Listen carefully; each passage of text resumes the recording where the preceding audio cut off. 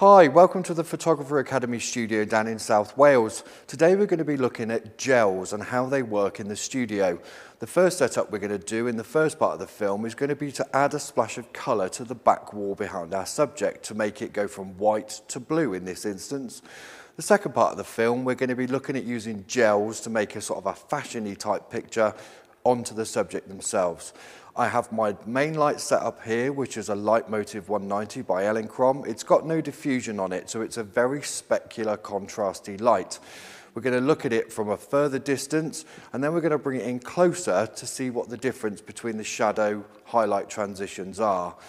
My rear lights lighting the background are two D-Light 1s, again by Elinchrom, with blue gels on to give that splash of colour, and then two gridded strip boxes in the back, giving the separation between my background and the model themselves.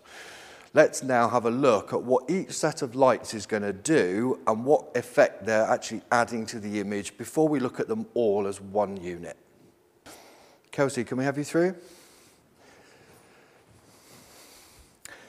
Brilliant, thank you. Around about there, that's absolutely perfect. Right, so I've grouped the lights. What we've got is a main light on my group 1. So let's take a picture just using group 1 to show you exactly what we're getting from that light alone.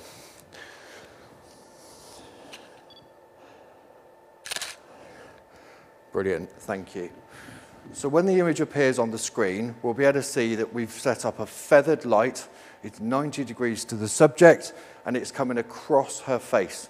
So we've got a specular light. It's a nice big light source, so it's going to be soft. The shadow edges are going to be softer, but it's quite a contrasty image. The contrast is caused by the specular surface on the big modifier, but I like this because it goes with the black leather that Kelsey's wearing.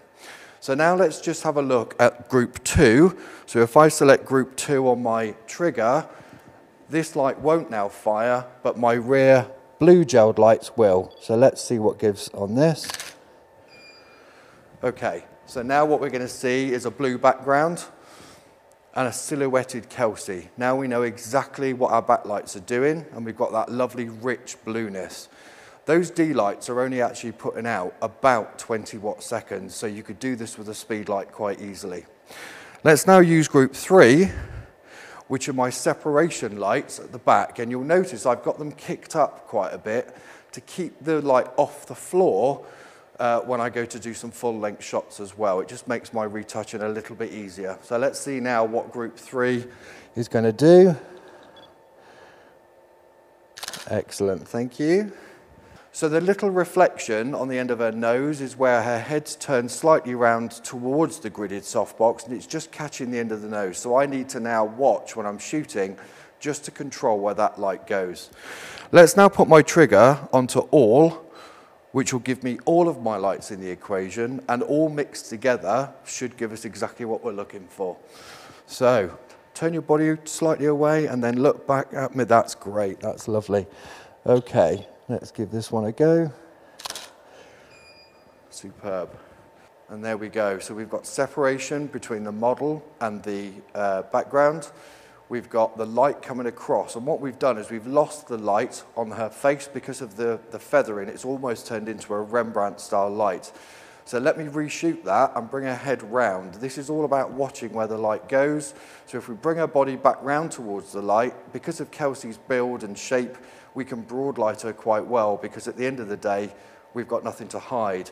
So let me just change her position, and we'll change that again. So if you can turn into the light for me and look back at me, that's great. Head back slightly round, that's lovely. And then we can catch you with the other side of the softbox.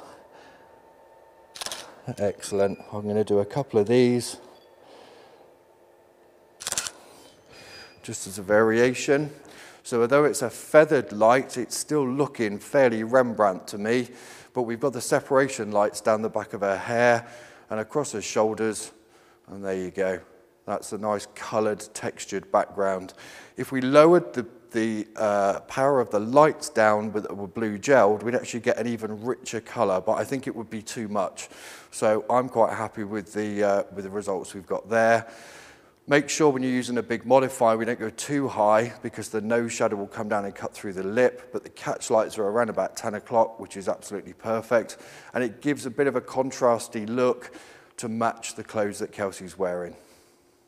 Now what I'm going to do is I'm going to bring the light source in really, really close at the front. We've got a fairly specular contrasty light now. The contrast levels will change slightly, but the softness of the light, even though it's a shiny light, will change the look and feel of the image. So at the moment, I've got 2 or 3 feet between the Kelsey and the modifier. If I bring it into a little bit closer and adjust my exposure, we should get a different quality of light altogether. So I'm going to come in very, very close, just out of camera shot, feather the light again across Kelsey's face. I'm going to remeter on here, currently shooting at f8, so nearest point to the light will give me f16.4. So on my Elinchrom system, I can come down 4/10, which will come down to f16, and then I'm going to come down to 1 stop, f11, and 1 stop further, f8. I've now got the same exposure, but with a much bigger light source. So let's reshoot that and see the difference in light quality on our subject's face.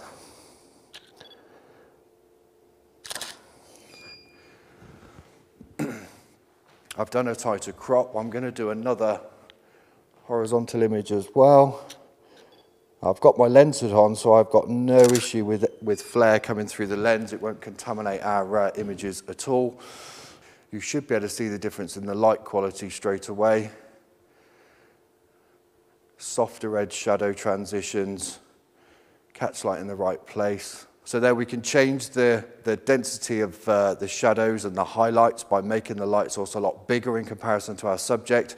On the other hand, I've got the space to bring this softbox 8-10 feet back and hit her with some really hard specular light because her skin's good enough to take it. If we had a model with bad skin or very pimply skin, it would show every single imperfection that she had, so it's not massively flattering. So lucky to work with Kelsey and be able to use whatever light source we need.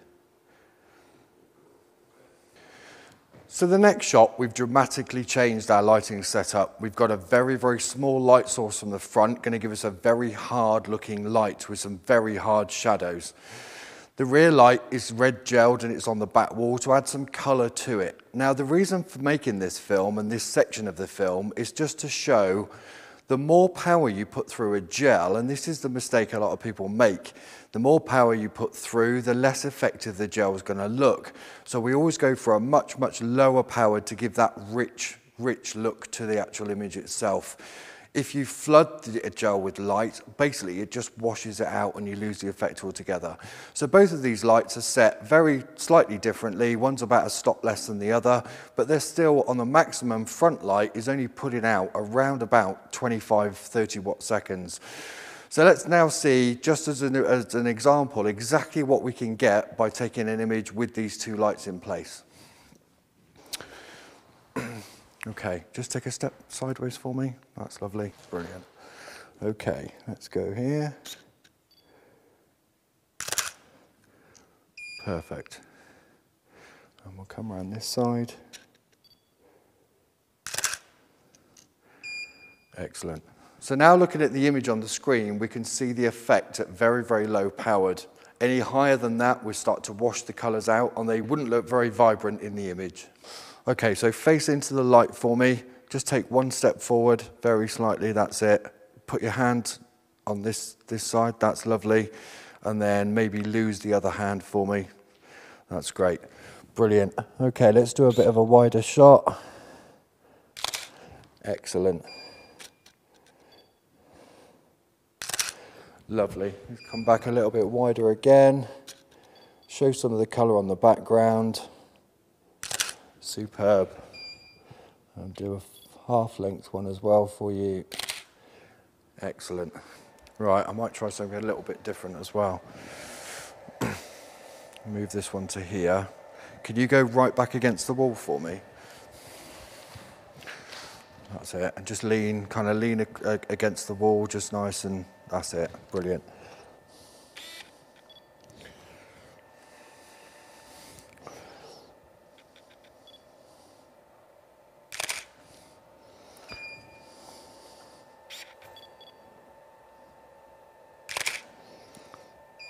Excellent.